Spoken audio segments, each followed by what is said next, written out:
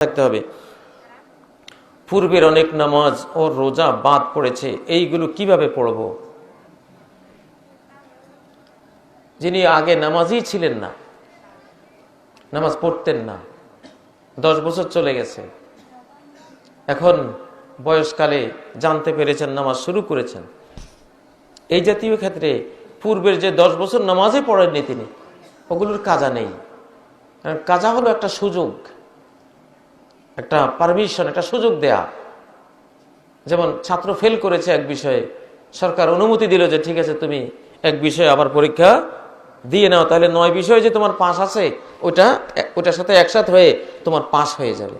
তাহলে এক বিষয়ে পরীক্ষা দেওয়ার অনুমোদনটা একটা সুযোগ, তো নামাজ কাজাও একটা সুযোগ। এই সুযোগটা শুধু 2 ক্ষেত্রে সরিয়ে দিয়েছে সহিহ বুখারী সহিহ মুসলিমে। সেটা কি?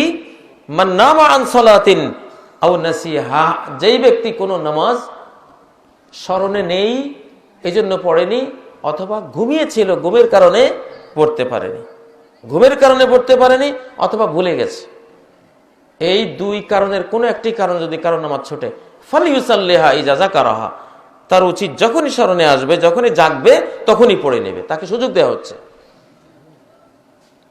কিন্তু যে ব্যক্তি ইচ্ছে করে নামাজ ছেড়ে দিয়েছে তার কাজা নেই, কারণ সে কুফরি কাজ করেছে, তার ঈমান নবায়ন করতে হবে, তাকে নতুন করে কালেমা পড়তে হবে। মান তারাকা সালাতান ওয়াহিদাতান মুতাআম্মিদান ফাকাদ কাফার, ইচ্ছে করে এক ওয়াক্ত নামাজ যে বর্জন করেছে সে কুফরি করেছে, ঈমান বরবাদ করেছে। তাহলে 10 বছর এই লোকটা যখন নামাজ পড়েনি, ওই অবস্থা সে মারা গেলে চিরকাল জাহান্নামী হতো, তার মুক্তির আর কোনো উপায় ছিল না। সৌদি আরবে বেনামাজির জন্য 10টা শাস্তি আছে, কোরআন সুন্নাহর আলোকে রাষ্ট্রীয়ভাবে তারা এটা ফলো করে। 1 নম্বর শাস্তি হলো যে বেনামাজি সে অমুসলিম, রাষ্ট্রীয়ভাবেই সৌদি আরবে সে অমুসলিম, এবং এটা কোরআন সুন্নাহরই বক্তব্য। 2 নম্বর শাস্তি, তার কোনো জানাজা হবে না। 3 নম্বর শাস্তি, মুসলিমদের গোরস্থানে তার দাফন নাই।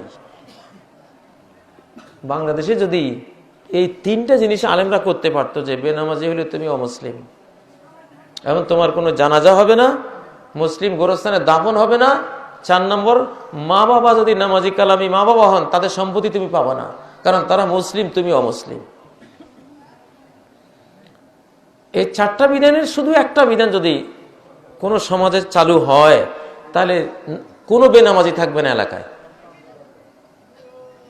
যে জানাজা পড়বো না তোমার, বাস।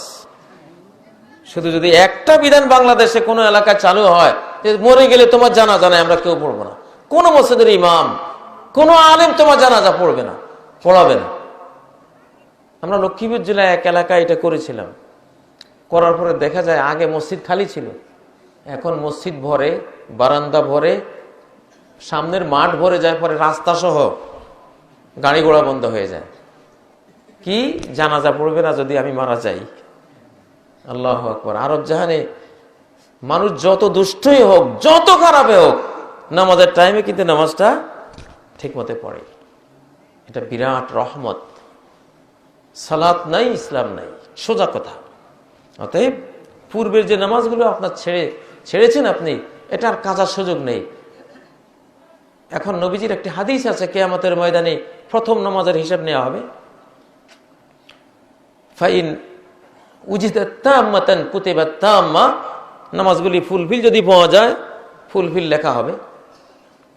আর যদি নামাজের মধ্যে ঘাটতি, অনেক ওয়াক্ত নাই, ফরজ ছিল এত ওয়াক্ত, হয়তো 100 ওয়াক্ত 500 ওয়াক্ত নাই, তখন আল্লাহ বলবেন উনজুরু হাল আবদি মিন তাতাউ, দেখো আমার বান্দার কোনো নফল আছে কিনা।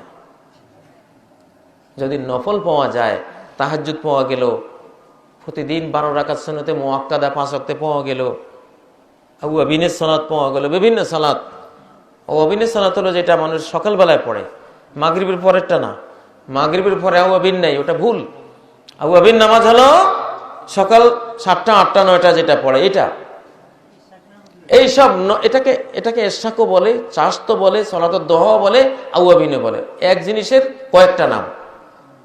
নবীজি বলেছেন সালাতুদ দুহা সালাতু কুল্লি আওয়াবিন, চাশতের নামাজ বা ইশরাকের নামাজ বা দুহার নামাজ যেটা, এটাই হলো আওয়াব, সালাতুল আওয়াবিন, এটা সহিহ মুসলিমের হাদিস।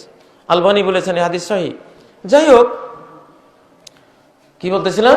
তাহলে ফরজের ঘাটতি পূরণ করা হবে কি দিয়ে? নফল দিয়ে। ফরজ জাকাতে যদি ঘাটতি হয়, নফল সাদাকা জাকাত দিয়ে ঘাটতি পূরণ